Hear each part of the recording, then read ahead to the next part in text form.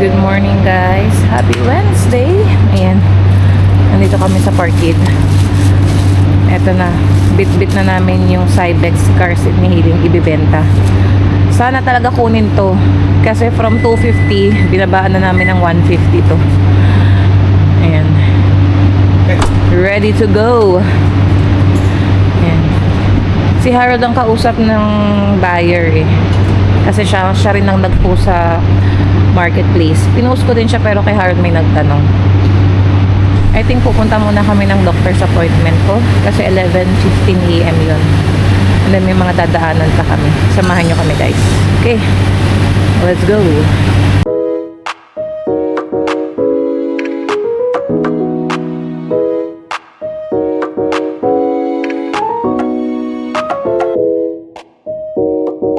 A few moments later. Dito na ako guys sa building. Bumaba na ako. Si Harold andun makapark. Fairmont building. Ayan. Tabang tayo ng elevator paakyat. Waiting na lang kami kay Dr. Room guys. 11:14 na. Ayan. Dito na kami sa room 1. Maririnig na naman namin ang heartbeat ni baby. Ayan si Harold. Yan. Every month ng aking doctor's appointment dito yan. Sa aking OB-GYN. Yan. One eternity later. After doctor's appointment, diretso kami dito sa No Frills. 3 minutes drive lang naman. Bibili kami ng isang box ulit ng Hereford. May nagpapabili kasi. Nasa Pilipinas. Yan. Saka apples ni Hailey. And yung mga fruits ko guys. Yan. Let's go. Maulan.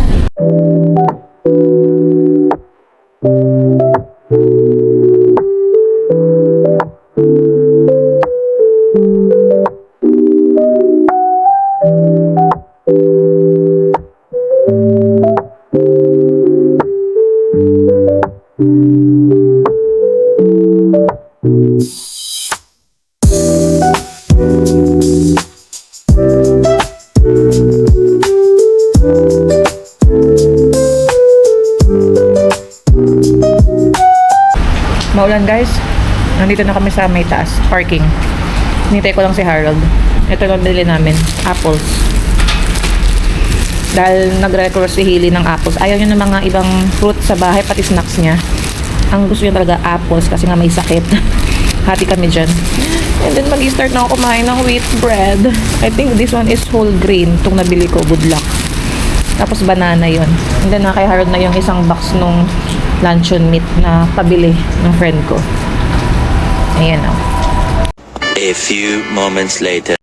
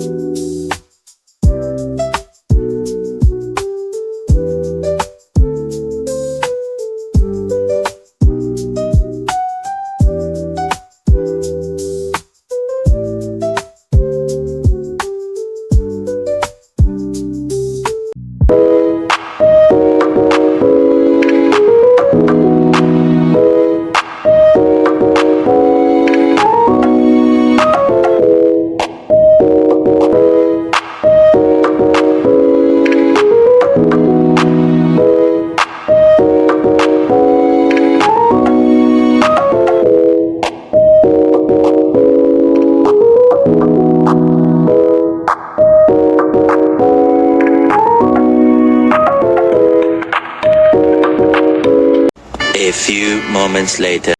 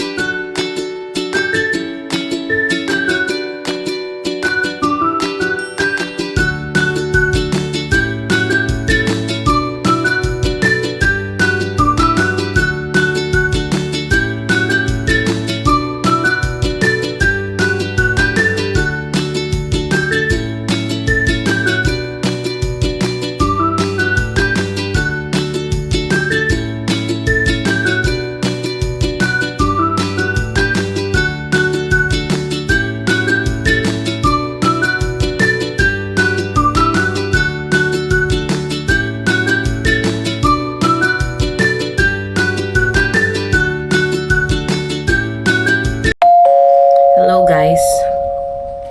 Ngayon na lang ulit ako nakapag-vlog simula nung nakauwi kami nung Wednesday galing doctor's appointment ko. And nung dumaan kami ng no frills and then galing ng lens crafter. Yan, medyo sumama na yung pakiramdam ko din nun. Pero kung mapapansin nyo ngayon, iba na yung boses ko. Saka yung mukha akong alam na may sakit. Ayan, today is Friday, January 9. Time check, 6:30 p.m. Yan, sabi ko gawin ko na, i-film ko na to para at least mabuo ko na yung isang vlog na i-upload ko later. Iduduktong ko na nga lang tong clip na to. Yan. Grabe na yung pakiramdam kagabi. nahawa na ako kay Hailey. Si Hailey ang unang nagkasakit simula nung Monday. Sinisipon niya, tas may ubo. Pero wala naman siyang lagnat. Tas ako, kahapon nag-start. Nung nasa work, sinisipon na ako, binabahing na yan, sneezing. Tas sumasakit na yung ulo ko. Tas ayun na nga, nung gabi, grabe na. Masakit na yung throat ko. Sinisipon, nagluluha mata. Ayan, iba na rin yung boses. More water lang ako, tas fruits. Tapos, apples. Yan, kumakain ako ng apples. And then, yung supply pa namin dito na Lola Remedios na galing sa Pilipinas, yung pinadala ni mother-in-law. So, ayan. Ayan, sinisipon-sipon pa. So, ayun na nga, guys. Nadapuan na rin tayo ng, I don't know, kasi sa internet, parang sinasabi nila super flu daw yung tawag kasi ang daming mga bata and adults simula nung December pa yan guys nagkakasakit. And si Hailey nga, ito nga after New Year kami naman.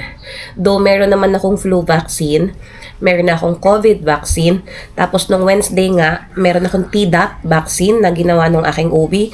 Tdap is tetanus, diphtheria and pertussis. Yun yung binibigay din for pregnant women. Yan, para may immunity na rin si baby. And then, binigyan na rin ako ng prescription for RSV.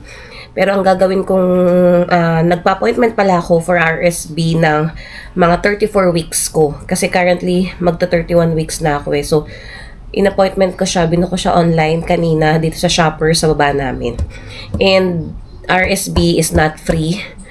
May babayaran kami dyan sa vaccine na yan. Pero I don't know how much yung bayad. Malalaman ko guys sa February 2. Kasi February 2 ako nagpa-appointment. And in-explain din ng doktor ko na ginagawan pa daw ng paraan ng government yung funding for RSV para maging free for all siya dito nga sa Canada. So, ayun. Ay, baka iparinig ko na lang sa inyo pala yung heartbeat ni baby kasi hindi ko siya mai-copy dito sa ano eh. Voice recording lang kasi siya guys, hindi ako nag-video.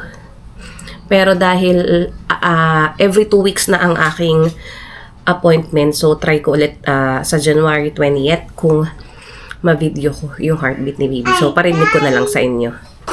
Ito. Tanda.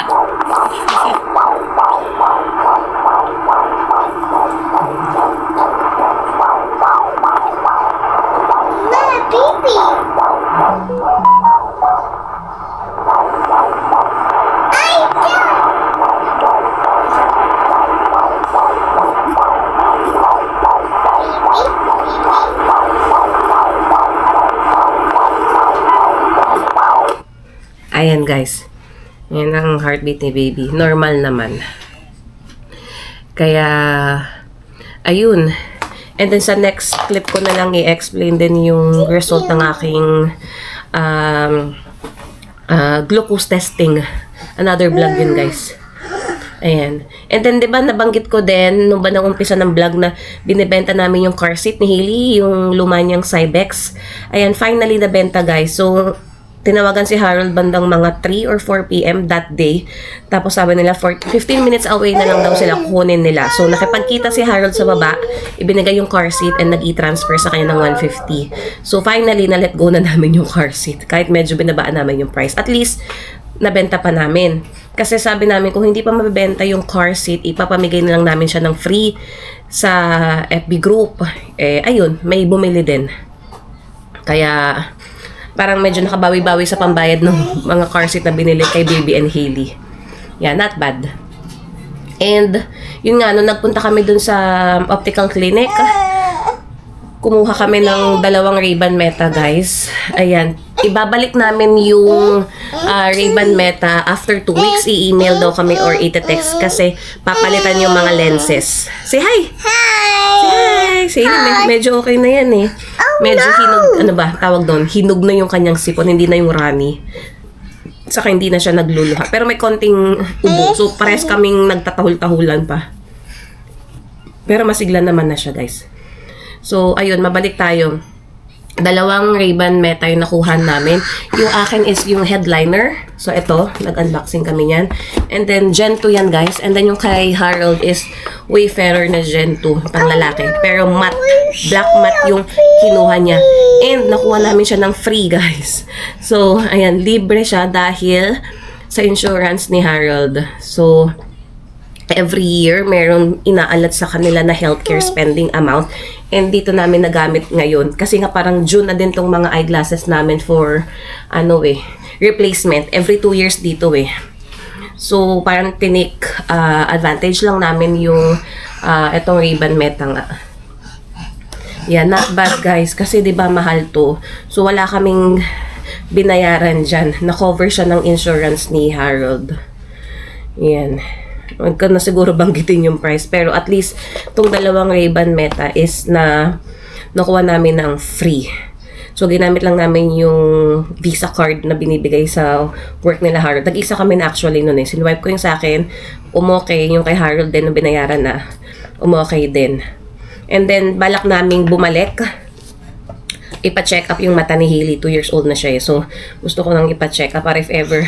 Para makita namin kung okay ba yung vision niya. At least maagapan pa. Kasi nga, di ba, nag-iPad din tong batang to. And, babalik din kami doon para ipa-check up yung mata ni mama naman. Para siya naman makakuha nung, reading glasses niya.